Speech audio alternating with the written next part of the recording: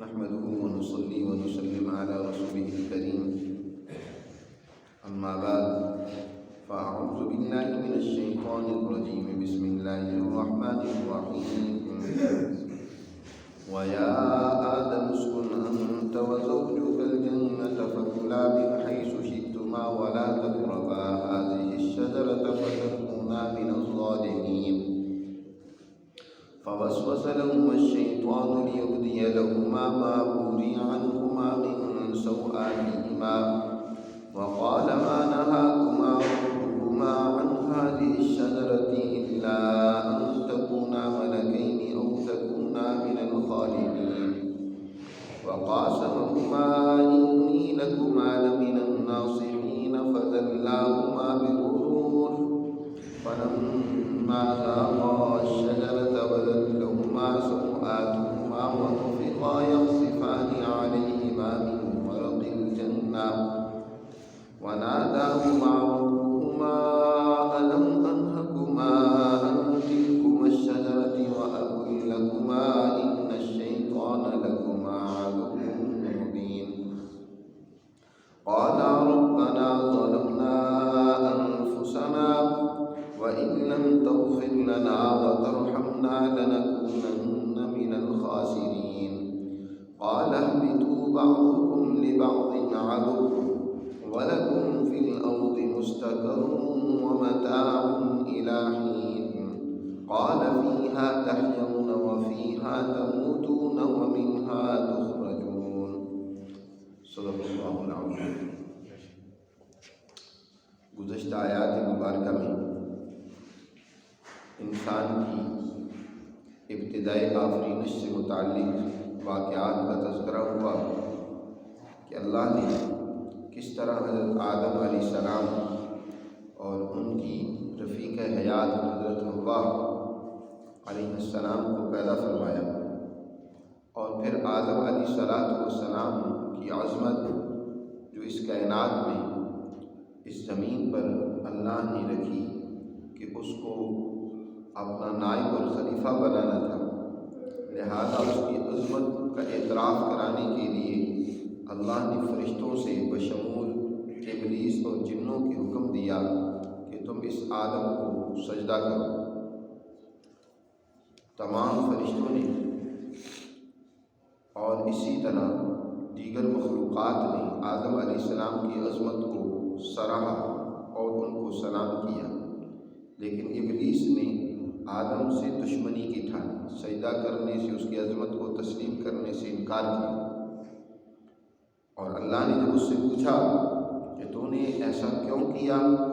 بجائے میرے حکم کو تسلیم کرنے کے الٹا تم نے نافرمانی کی، تو وہ اس کی منطق اور دلیل دیتے ہوئے کہتا ہے کہ میں آدم سے زیادہ فضیلت رکھتا ہوں، اس لیے کہ میری تخلیق نار سے ہوئی ہے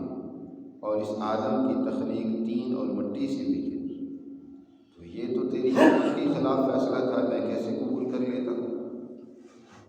بہر صورت اللہ نے اس کو راندہ درگاہ قرار دیا، اور جب اس کو ذلیل و رسوا کر کے اپنے دربار سے نکال دیا، اس کے بعد آدم اس کو مخاطب کرتے ہوئے فرمایا کہ آدم، تم اور تمہاری بیوی یعنی ہماری اماں حوا، ان دونوں کو حکم دیتے ہوئے فرمایا وَيَا آدَمُ اسْكُنْ أَنْتَ وَزَوْجُكَ الْجَنَّةَ، اے آدم تم اور تمہاری زوجہ جنت میں یہاں رہو، ٹھہرو، یہاں بود و باش کرو، یہاں سکونت اختیار کرو، اور فرمایا فَكُلَا مِنْ حَيْثُ شِئْتُمَا، اس جنت میں جہاں سے جو تمہیں اچھا لگے کھاؤ پیو مزے کرو، لیکن ایک بات یاد رکھنا، وہ جو درخت ہے اس کے قریب نہیں جانا، اس کے قریب جاؤ گے تو ان نعمتوں سے معلوم ہو جاؤ گے جو فری میں مل رہی ہیں۔ وَلَا تَقْرَبَا هَٰذِهِ الشَّجَرَةَ، اس درخت کے قریب نہیں جانا، اس کو نہیں کھانا، وگرنہ کیا ہو جائے گا فَتَكُونَا مِنَ الظَّالِمِينَ، تو تم اللہ کے نافرمان اور ظالم لوگوں میں سے ہو جاؤ گے، اور یہ نعمتیں تمہارے پاس نہیں رہیں گی۔ آدم علیہ السلام کو تنبیہ کر دی، اور باقی پوری جنت میں ہر جگہ سے جہاں بھی جو پسند ہو کھانے پینے رہنے کی اجازت دے دی۔ اب جب شیطان کو اللہ نے دھتکار دیا، ذلیل و رسوا کر کے نکال دیا، تو اس نے اللہ سے اس کائنات اور زندگی کے حوالے سے جب تک یہ دنیا موجود رہی ہے اللہ سے اس نے مہلت مانگی، یا اللہ جب تک لوگ قبروں سے نہیں اٹھیں گے نا اس وقت تک تم مجھے زندگی کی مہلت دے دے۔ اللہ نے اس کی بھی دعا قبول کر لی۔ اس کے بعد وہ کیا کہتے ہیں، قسمیں کھا کر کہتے ہیں کہ میں اب تیرے ان بندوں کو جن کی وجہ سے تو نے مجھے ذلیل کر دیے ہیں، اپنے دربار سے نکال دیے ہیں، ان کو تیرے راستے سے ہٹا کر چھوڑوں گا،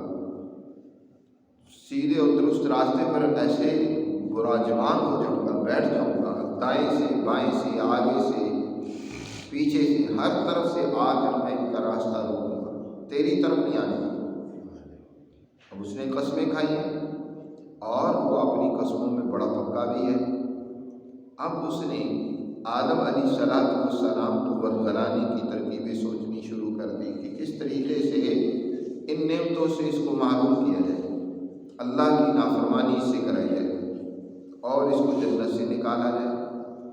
اب حضرت حوا علیہ السلام کے ذریعے سے اور خود براہ راست پہلے تو آدم کو پھسلانے کی کوشش کی کہ یہ جس درخت سے اللہ میاں نے تمہیں روکا ہے نا، تمہیں معلوم نہیں ہے اس درخت کا پھل کھا لینے کا کیا فائدہ ہے؟ میں تم سے پہلے اس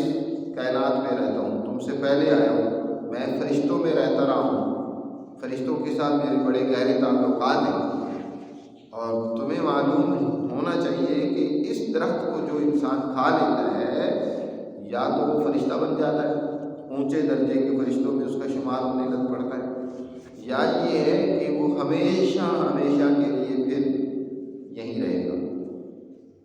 اور یہ ساری نعمتیں اس کو ایسے ملتی رہیں گی۔ آدم کو پہلے پھسلایا، لیکن آدم پر جب اس کا بس نہ چلا تو ہماری اماں حوا کو پھسلانے کی کوشش کی، اور عورتیں کیونکہ کمزور دل ہوتی ہیں، حضور نبی کریم صلی اللہ علیہ وسلم نے ارشاد فرمایا کہ تم عورتیں کمزور پیدا کی گئی ہو، دین کے حوالے سے بھی کمزور ہو اور خلقت کے اعتبار سے بھی کمزور ہو۔ تو عورت پر اس نے اپنے ڈورے ڈالنے شروع کیے، ان کو پھسلانا شروع کیا اور اسی طرح کی قسمیں کھائیں، صرف معمولی درجے کی نہیں، قرآن نے یہاں ذکر کیا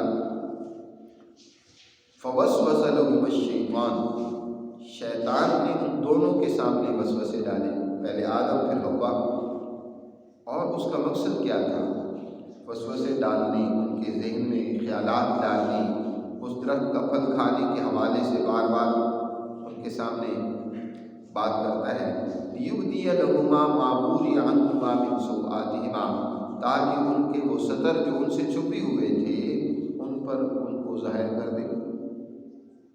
جی نتیجہ یہ نکلنا تھا ان وسوسوں کا، ان پر جب عمل کر لیں گے تو ان کی شرمگاہیں ان سے کھل جائیں گی اور جنت کا وہ لباس تک ان سے اتار لیا جائے گا۔ وقال ما نہاکما، اور وہ کہنے لگا ان دونوں کے سامنے وسوسے ڈالتے ہوئے، ان سے بات کرتے ہوئے، ما نہاکما ربکما عن ھذہ الشجرۃ الا ان تکونا ملکین او تکونا من الخالدین، تم کو تمہارے پروردگار نے جو اس درخت سے روکا ہے وہ اس لیے کہ کہیں تم فرشتے نہ بن جاؤ، الا ان تکونا ملکین، فرشتے بن جائیں گے تم اگر یہ پھل کھا لو گے تو،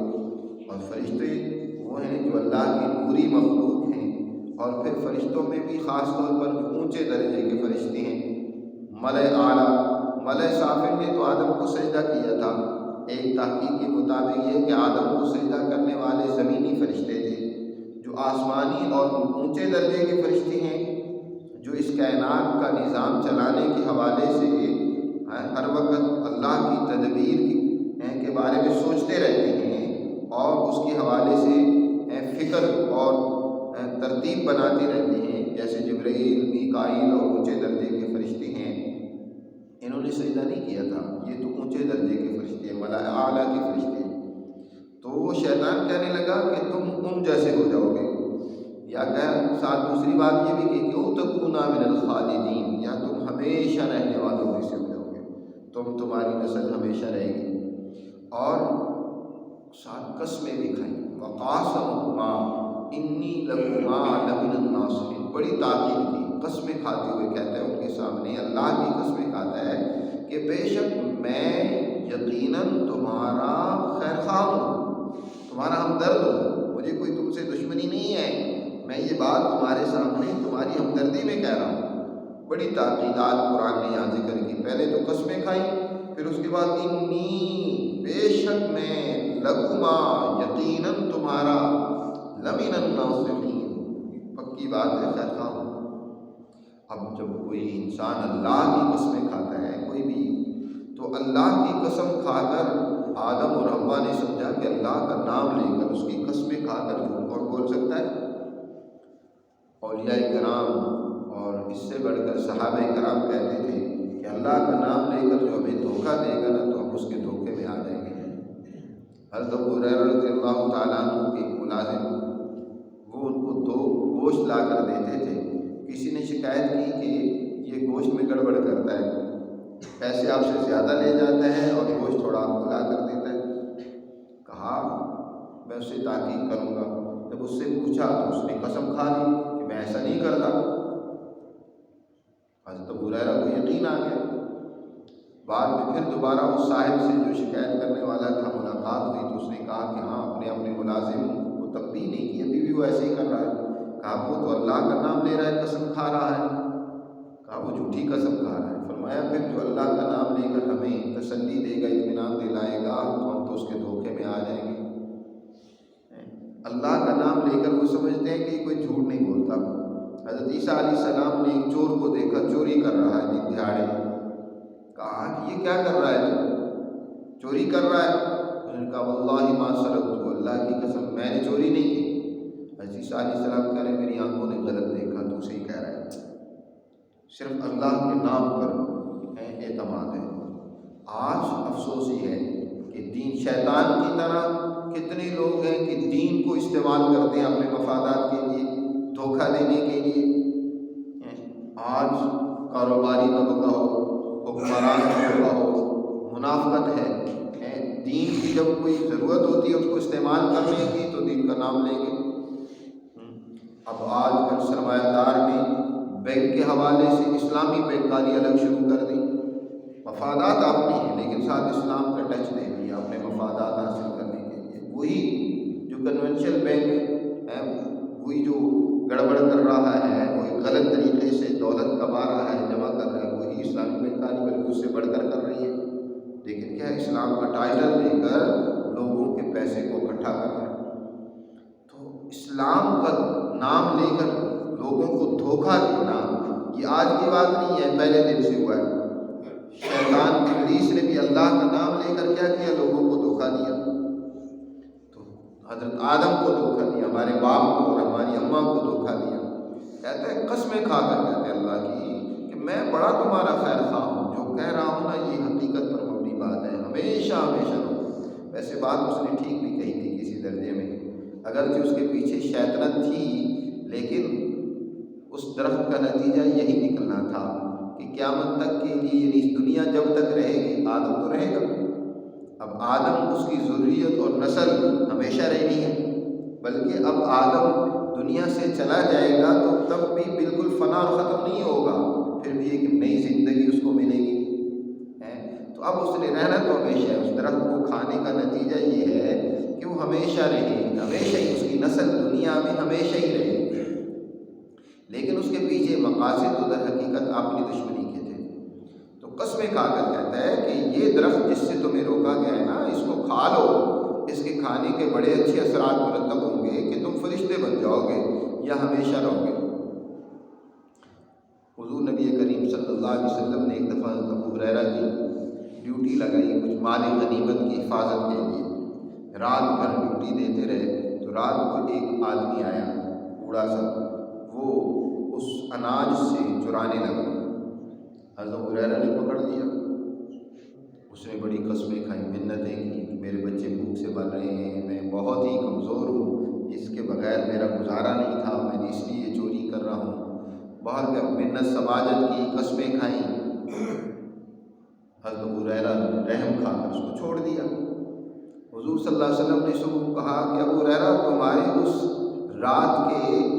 چور کا کیا بنا، اس بندے کا کیا بنا جس نے رات چوری کی؟ کہا جی وہ بڑا کمزور تھا، اس نے اللہ کا نام لیا، قسمیں کھائیں، منت سماجت کی، میں نے چھوڑ دیا۔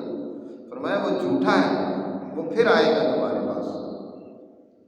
دوسرا دن ہوا، حضرت ابو ہریرہ کہتے ہیں کہ حضور نے فرمایا تھا وہ پھر آئے گا، مجھے یقین تھا کہ اس نے آنا ہے، میں اس کے انتظار میں بیٹھا ہوا تھا۔ وہ پھر آیا، اسی طرح وہاں سے وہ اناج چرانے لگا، میں نے پھر اس کو پکڑ لیا۔ پھر اسی طرح پہلے سے زیادہ وہ رونے دھونے لگا، منتیں سماجتیں، اللہ کا نام لینے لگا، مجھے پھر رحم آیا، پھر میں نے چھوڑ دیا۔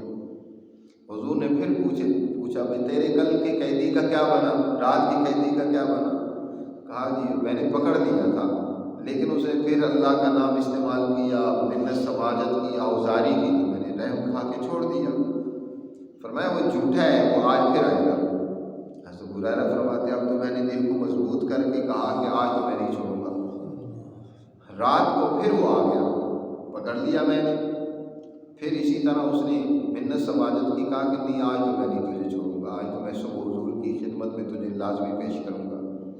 اس نے کہا کہ ابو ہریرہ میں تمہیں ایک بات، ایک عمل اور وظیفہ بتاتا ہوں، اگر یہ تم کر دو تو تمہاری رات بھر حفاظت رہے گی، اور اس کے بدلے میں تم مجھے رہا کر دو، چھوڑ دو۔ حضرت ابو ہریرہ اس وظیفے کے چکر میں کہنے لگے اچھا ٹھیک ہے وہ بتاؤ۔ فرمایا کہ تم رات کو آیت الکرسی پڑھ لیا کرو، اللہ تمہاری رات بھر حفاظت کرے گا، کوئی تمہیں تنگ نہیں کر سکے گا۔ حضرت ابو ہریرہ کیونکہ وعدہ کر چکے تھے تو اس کو چھوڑ دیا۔ پھر حضور نے فرمایا ہاں بھائی رات کے تمہارے قیدی کا کیا بنا؟ حضور صلی اللہ علیہ وسلم سے عرض کیا کہ اس نے مجھے یہ وظیفہ اور عمل بتایا ہے، پھر اس لیے میں نے چھوڑ دیا۔ فرمایا اس نے جو بات بتائی ہے وہ سچی ہے، لیکن ہے وہ بڑا جھوٹا آدمی۔ بات اس نے صحیح کہی ہے لیکن ہے بڑا جھوٹا اور بڑا، وہ شیطان تھا۔ تو اب یہ شیطان نے کہا تو ٹھیک ہے کہ اس درخت کو کھا لو گے تو ہمیشہ رہو گے، لیکن اس کے پیچھے تھا اپنا مکر، اپنا ایک دشمنی اور شیطنت تھی۔ رہنا تو اب انسان نے ہمیشہ ہی ہے، یعنی ختم ہونے والی بات نہیں ہے، دنیا ختم ہو جائے گی، جب نیا جہان ہوگا تو پھر بھی یہ انسان کو نہیں اللہ تعالیٰ پیدا کر دے گا دوبارہ۔ اب جو ایک دفعہ آ گیا ہے، اسی لیے امام غزالی فرماتے ہیں نا انسان ازلی تو نہیں اب ابدی ہے، پہلے نہیں تھا، اللہ ہی کی ذات تھی، اللہ نے اس انسان کو جب وجود دے دیا تو ختم ہونے والا نہیں ہے۔ تو وہ تاکید کر کے کہتا ہے، قسمیں کھا کر کہتا ہے کہ میں تمہارا بڑا خیر خواہ ہوں، اس درخت کو کھا لو۔ کہتے ہیں کہ امی حوا اس کے چکر میں آ گئی، آدم علیہ السلام تو اس کی باتوں پہ نہیں مطمئن ہوئے، لیکن امی حوا جب اس کی باتوں میں آ گئی تو پھر اب امی حوا نے آدم کو پھسلا لیا۔ مرد چاہے کتنا ہی بہادر و دلیر کیوں نہ ہو، عورت کی باتوں میں آ ہی جاتا ہے۔ تو حضرت امی حوا کے کہنے پہ چنانچہ دونوں نے اس درخت کو کھا لیا۔ درخت کو گندم تھی، گندم کو کھا لیا، اور پھر گندم کے اثرات جو ظاہر ہونے تھے وہ اثرات ظاہر ہوئے۔ یہ گندم کے اثرات میں سے یہ ہے کہ انسان پر جنسی خواہشات کا غلبہ ہو جاتا ہے۔ یہ ایسی چیز ہے کہ انسان اپنی نسل کی فکر کرنے لگ پڑتا ہے۔ اس لیے دنیا میں اللہ نے اسی گندم کو انسان کے لیے پھر اتار دیا کہ اب یہ پہلے تو تمہیں سارا کچھ فری میں مل رہا تھا نا، فری میں نہیں ملے گا، محنت کرنی پڑے گی۔ اب کچھ کماؤ گے، محنت کرو گے، ہل وغیرہ چلاؤ گے، کھیتی باڑی کرو گے، حاصل کرو گے غلہ اور اناج، تو پھر اب فری کا کھاتا ختم۔ اب اس سے انسان کی آگے نسل بڑھتی ہے۔ تو یہی ہوا کہ جب گندم کھا لی تو اب دونوں کے اندر خواہش بھی پیدا ہوئی، جنسی خواہش پیدا ہوئی۔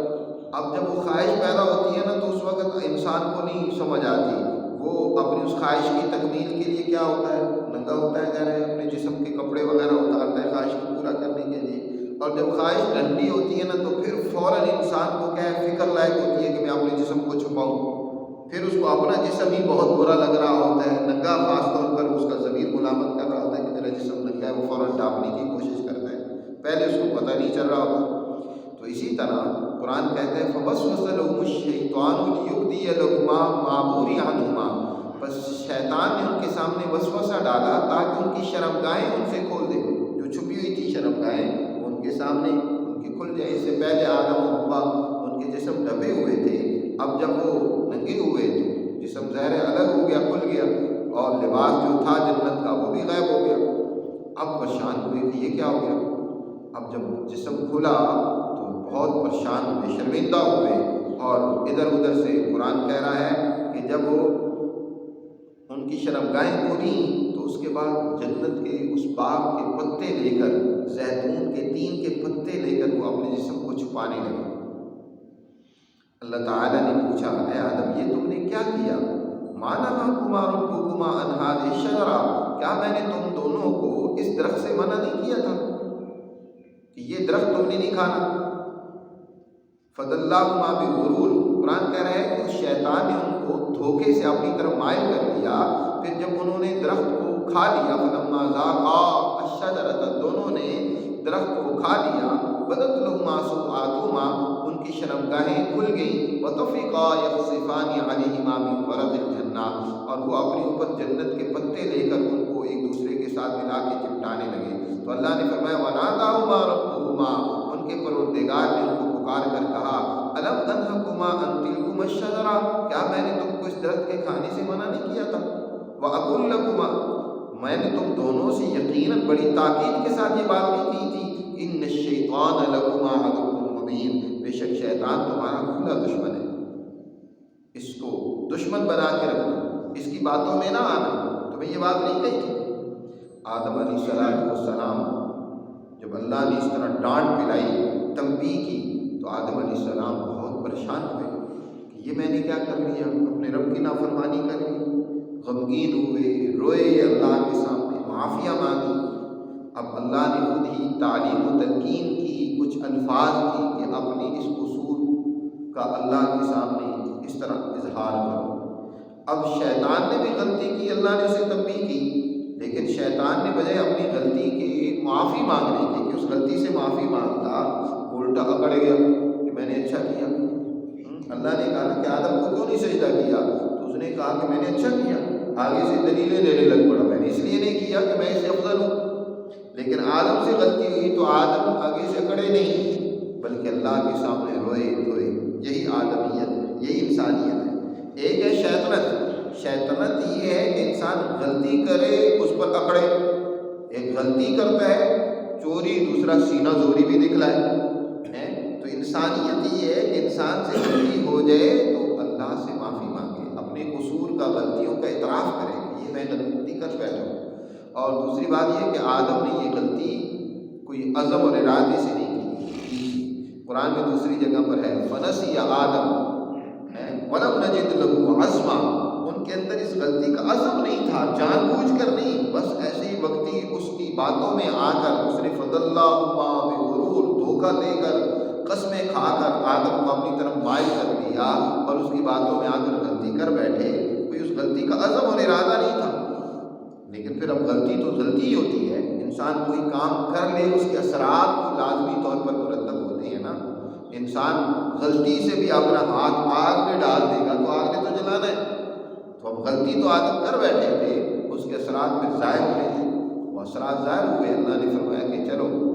تم نے غلطی تو کر لی، اب مجھ سے معافی مانگو۔ معافی مانگی ان الفاظ کے ساتھ آدم نے، قال ربنا ظلمنا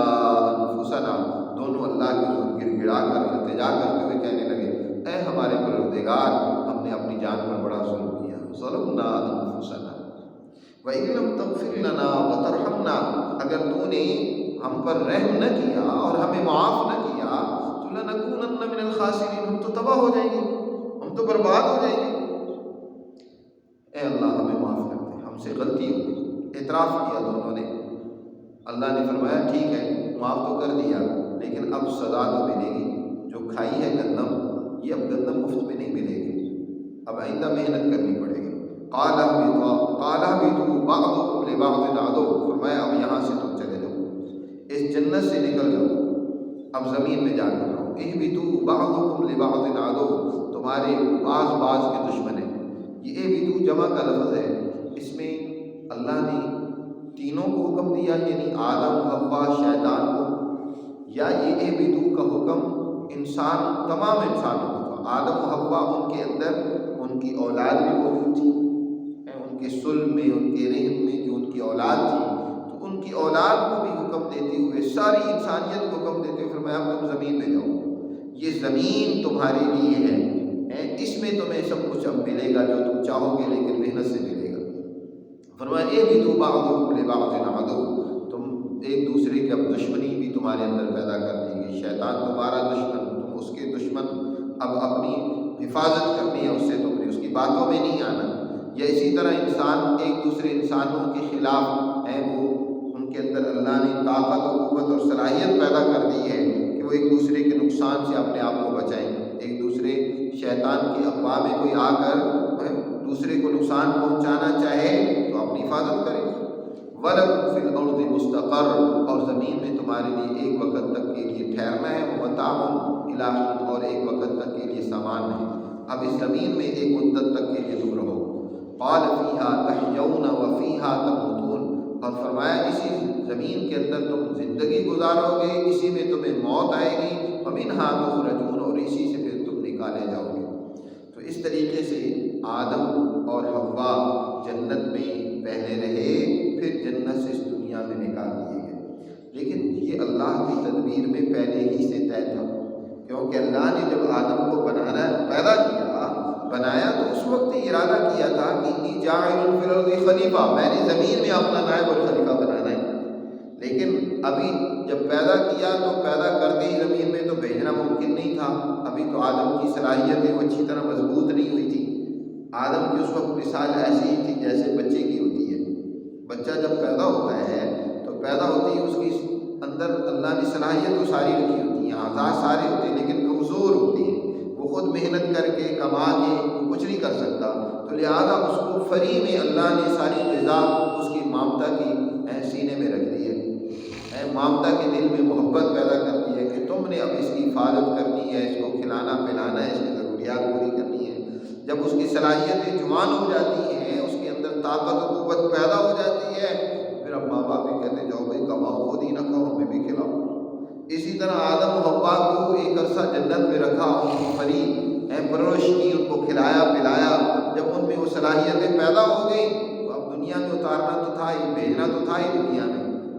تو اس کے لیے کوئی نہ کوئی بہانہ چاہیے تھا اللہ میاں کو، تو اللہ میاں نے وہی ایک تو یہ ظاہر کرنا تھا، بتانا تھا کہ یہ تمہارا دشمن ہے، دنیا میں اس کو اپنا دشمن بنا کر رکھنا، اور دوسرا پھر اسی کو ذریعہ بنایا دنیا میں اتارا جانے کا، ایک بڑی نعمت کے ملنے کا۔ دنیا کے اندر انسان کو جو خلافت اور نیابت ملنی تھی، یہ اللہ کی بہت بڑی نعمت تھی۔ شیطان اسی لیے ہی تو دشمنی میں آ گیا کہ زمین میں نائب اور خلیفہ مجھے بنانے کی بجائے آدم کو بنایا جا رہا ہے، تو آدم کو دنیا میں اتارا جانا یہ اللہ کا بہت بڑا ایک انعام بھی ہے، اس میں اللہ نے اس کو اپنا نائب بنا کر اس کی دنیا میں حکمرانی کرو۔ جنت میں تو حکمرانی کی کوئی ضرورت نہیں ہے نا، وہاں تو اللہ تعالیٰ کا جلال ہے، اس کی عظمت، اس کی نعمتیں ہیں، وہاں کوئی بڑا چھوٹا نہیں ہوگا، وہاں کوئی غلطیاں نافرمانیاں نہیں ہوں گی۔ حکمرانی میں تو یہ ہوتے ہیں نا کہ مجرموں کو ٹھیک کرنا ہے، نظم و نسق پیدا کرنا ہے، حالات کو سدھارنا ہے، حکمرانی تو تبھی ہو سکتی ہے۔ تو اس لیے اللہ نے اس دنیا میں انسان کو حکمرانی کا منصب دینا تھا، زمین کے اندر اختیار دینا تھا، اس لیے اس کو دنیا میں اللہ تعالیٰ نے بھیجا ہے۔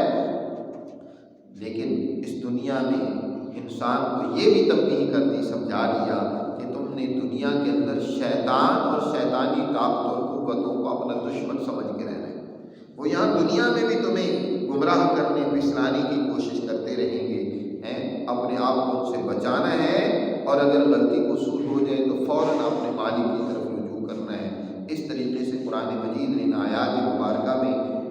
حضرت آدم و حوا کا واقعہ اور قصہ بیان کر کے پوری انسانیت کو یہ بات سمجھائی ہے۔ اگلی آیات میں پھر تفصیل اس کی شروع ہو رہی ہے، اس پر پھر بات کریں گے۔ اللہ ہمیں سمجھ نصیب فرمائے۔